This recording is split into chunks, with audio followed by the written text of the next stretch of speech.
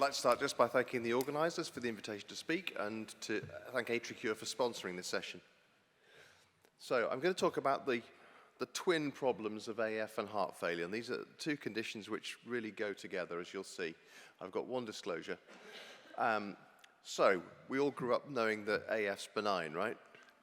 I think this is not the study that Said showed. This is actually a VA study, so it's a very selected population. But looking at incidence from the first diagnosis of AF, again, you've got a 50% mortality at 5 years, which is quite scary. Perhaps more representative of the real world, this is a study from 4 units in France. It's a Greg Lip study, so Mr. Chadsvask. And here you've got a 10-year mortality of 40-odd%. And I think the important message is that a lot of that death is cardiac.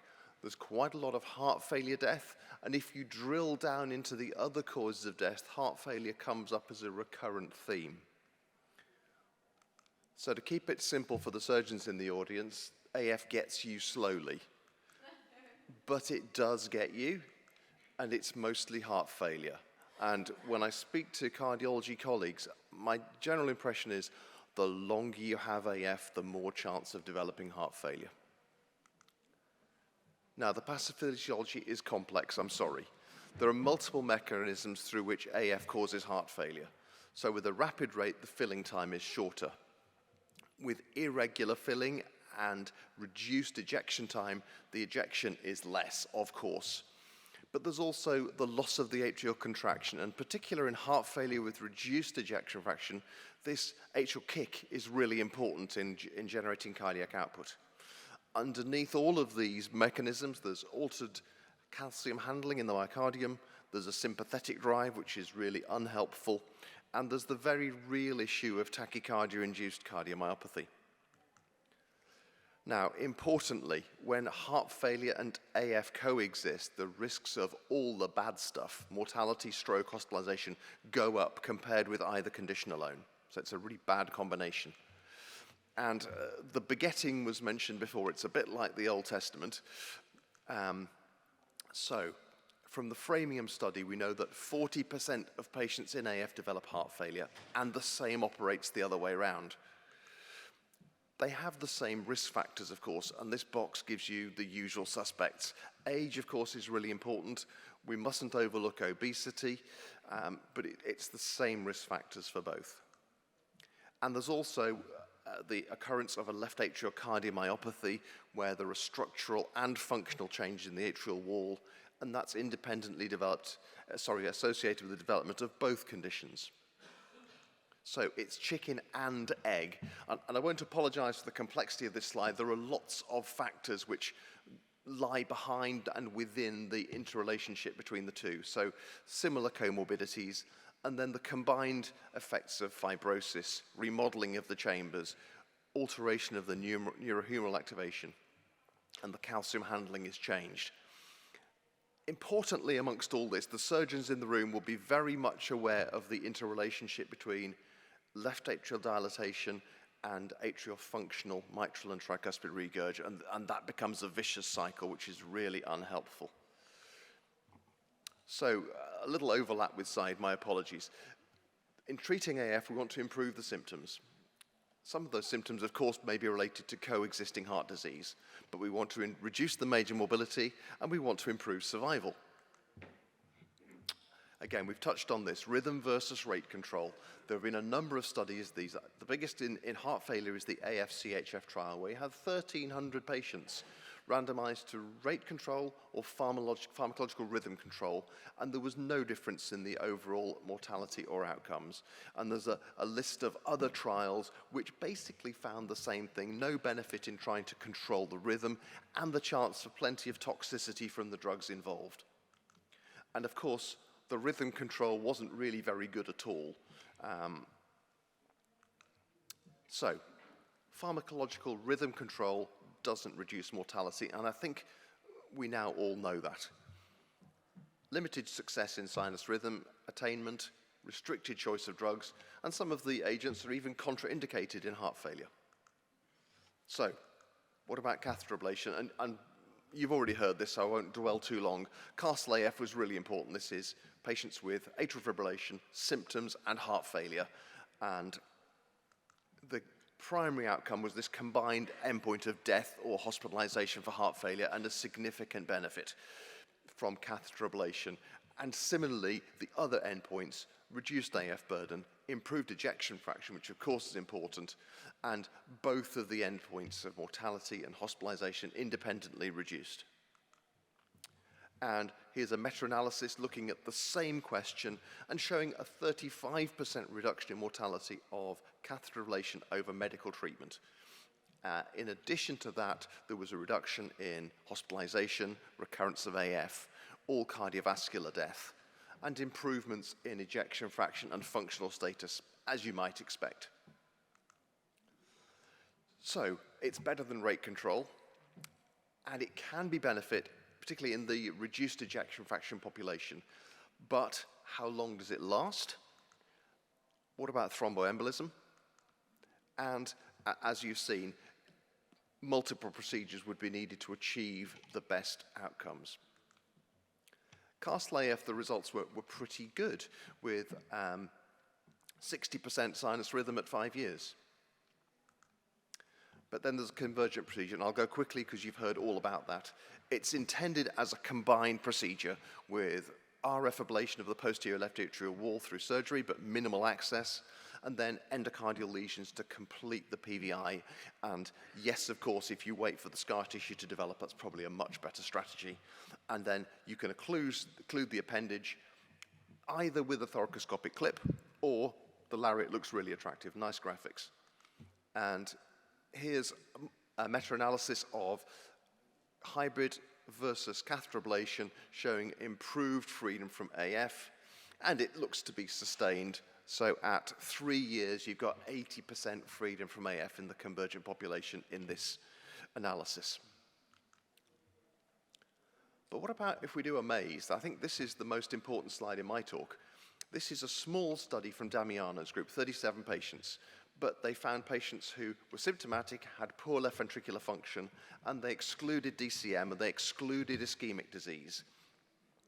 And they did a standalone Cox maze with excellent freedom from AF at 12 months. And on the left-hand figure, you see how the ejection fraction improved in all patients significantly, and on the right, the impressive functional benefit. And I think this is the best demonstration that if you can get AF back into sinus, your patients do better. So in our patients coming to cardiac surgery, we have this one-off opportunity. If they're in AF, we could consider performing a maze procedure while we are there to either treat or prevent heart failure. And if we accept the premise that a lot of patients in AF will get heart failure, why would you leave them in AF? So here's the advantages if you have a concomitant approach. So it's the same procedure, same admission. We can achieve good rates of sinus, and I'll show you those. And we can, of course, occlude the appendage. And at open surgery, that is not a difficult procedure at all, as I'm sure you all know. And no apologies for showing you LEOS 3 again, 30% stroke reduction, even in anticoagulated patients. And I think this is the biggest surgical trial to date. So when we're looking to treat AF, here's the harm you get from AF. You get symptoms, you have a risk of stroke, alternatively you have a risk of anticoagulation, and impact on your life expectancy. And I'm going to show you that we can treat symptoms because concomitant ablation works. There is some non-randomized data of stroke reduction. It's quite complex and it's not really the topic today, but there is some evidence there. We do know about bleeding risks. So this is a large British study looking at bleeding on all the common anticoagulants, and it's 1.5% to 3.5% per year. So if you're a 50-year-old going on to anticoagulation, the maths is quite easy. You've got a lot of bleeding in your future. And ablation improves long-term outcome. So to take them one at a time, this is NIVAD's data. Many of you already have papers from Virginia. Superb sinus rhythm rates up to 5 years. But it's very achievable. Here's an audit from our group a few years ago, looking at a 12-month follow-up, and 87% sinus rhythm at 12 months in a humble little hospital. So the main thing quoted about, oh, I couldn't do a maze because it'll increase the risk. But does it? And I'd like to recommend to you these consensus guidelines from a few years ago, where a group of interested people asked themselves a list of questions about AF and ablation, and then looked to analyze the data available. And a meta-analysis looking at perioperative risk shows actually adding in a concomitant maze reduces the surgical risk, doesn't increase it. So that excuse is not good. The next question is, what about patients who face higher risk? And apologies to anybody who's seen this before. This is our study. We designated high-risk patients as patients of 70 years or older having 2 other procedures. And this is being accepted for publication. It was retrospective. And in this group, 70 patients had a maze procedure as a concomitant, in addition to 2 other procedures minimum. Quite a large group did not have AF treatment, and there were very small numbers having PVI or left atrial appendage occlusion, and we've restricted those from the analysis, very small numbers. So the mortality was low, even in this high-risk group, Euroscore 10, log Euroscore. But because there's huge selection bias in this, we've done a propensity matching study and shown that the mortality is not different when you add in a maze, even in this high-risk group. Sinus rhythm rates were nice, and pacemaker rate was not high. So here's the data I hinted to about long-term outcomes. This again comes from the consensus guidelines, showing a significant improvement in survival with a maze. So everybody gets ablated, right?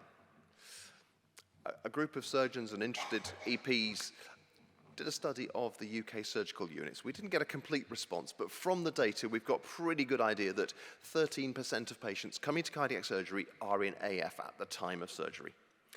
And if you plot case number against ablation cases, there's a scatter.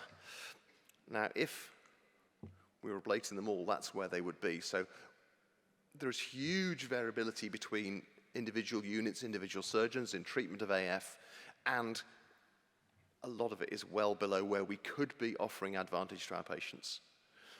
We hypothesized it might be the mitral surgeons only doing this, but again, there's no correlation between mitral activity and ablation. So, I'd like to conclude. Effective rhythm control does give benefit in AF, but not if it's pharmacological. Improvement in cardiac output and functional status can be achieved by getting the patient back in sinus.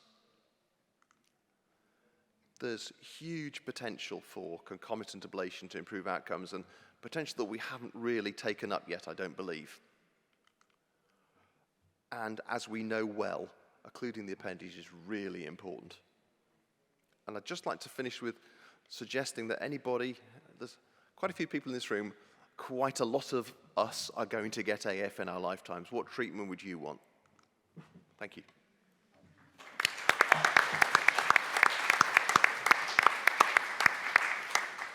Stephen, thank you very much for, again, a very interesting presentation and for a provocative question at the end. Questions from the floor?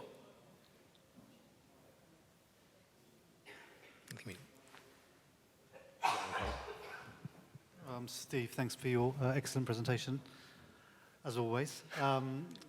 My question is, do you think, obviously your data is fantastic, 87% success rate is amazing.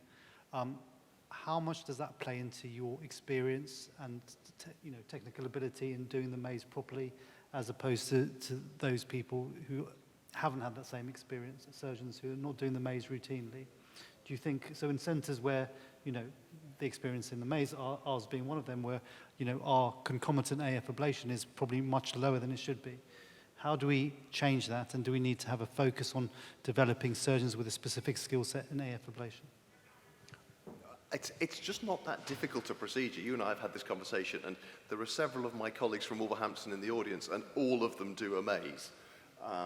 I think it helps if you're working in a unit where you see patients go in AF and come out in sinus.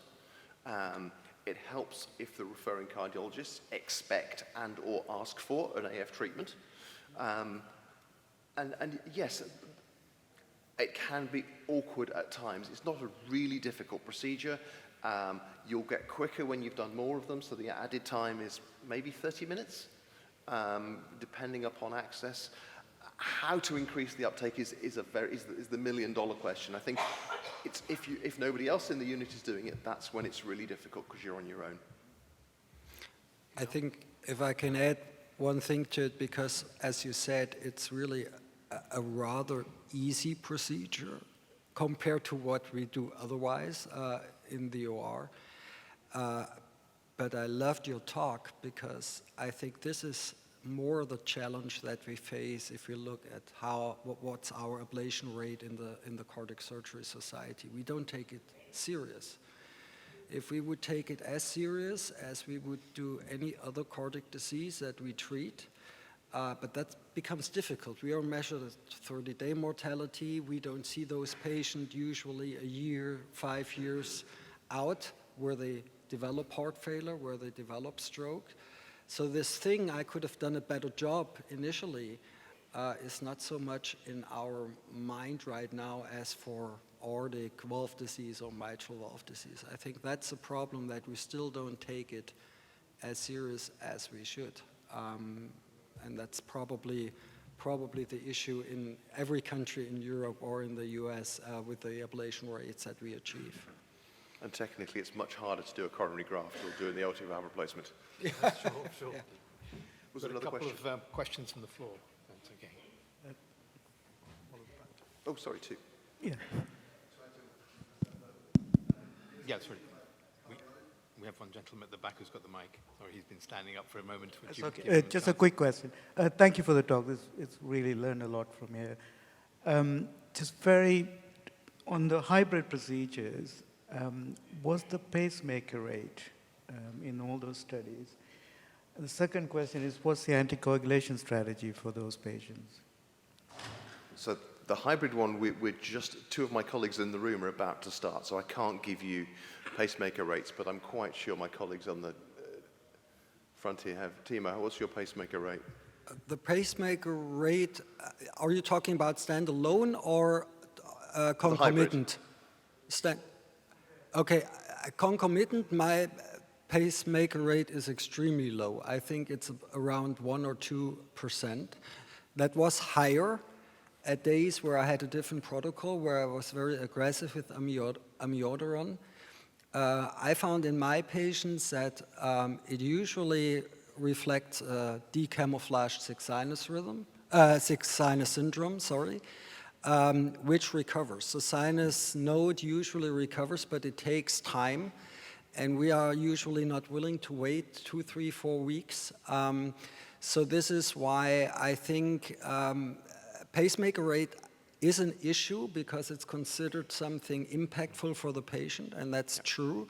On the other hand, you can avoid that what's published in the literature, 4, 5, 7%, that's just too high. If you have a good protocol, the lesion set, even if you take the very extensive MACE-4 lesion set, does not interfere with your conducting system at all. So it's rather your mitral stitches or your aortic stitches or whatever, or the general edema that causes that problem. And in our standalone population, I have to be honest, I didn't implant one pacemaker so far. There's quite a lot of evidence in the literature that doesn't increase the pacemaker rate, but in the elderly, yes, you uncover what's wrong with the sinus node, and you won't know till you've done the MACE. If you look at our high-risk data, there's septuagenarians with a 7% pacing rate. I think that's age-related. Anticoagulation, really controversial. All your cardiologists will want to anticoagulate for life. In the States, they stop it at 3 months, and the stroke rate is tiny. In my practice, I have the conversation with the cardiologists at 12 months. Sorry, one more. Yeah. Thank you. My name is Chris Nina. I'm a cardiologist in London, Brompton Hospital. As much as I liked your presentation and the results, of course, which I've read before, you didn't mention any kind of complication rate, mortality associated with it, a learning curve issue, and any kind of stepwise or structured teaching to your colleagues to perform a surgical MACE. in addition to a mitral valve replacement or repair. So what is the incremental added or additional learning requirement for a young aspiring cardiac surgeon? Is that structured, or is it just I see one, I do one, I teach one, or what? Okay, I'll answer that in two ways. One, for myself, we started doing simpler procedures with different technology quite a long time ago, before the current equipment was available, and built up to a biatrial maze. For an aspiring surgeon now, there is huge amounts of training available and proctoring available, so you don't need to fly solo. I think your first mazes will perhaps be a little longer in duration, but this isn't, we're showing quite good evidence this doesn't change the risk, and there's loads of training available, and if anybody's in the room looking for it, I can point you to where the training can be achieved, okay? It's very well supported by industry.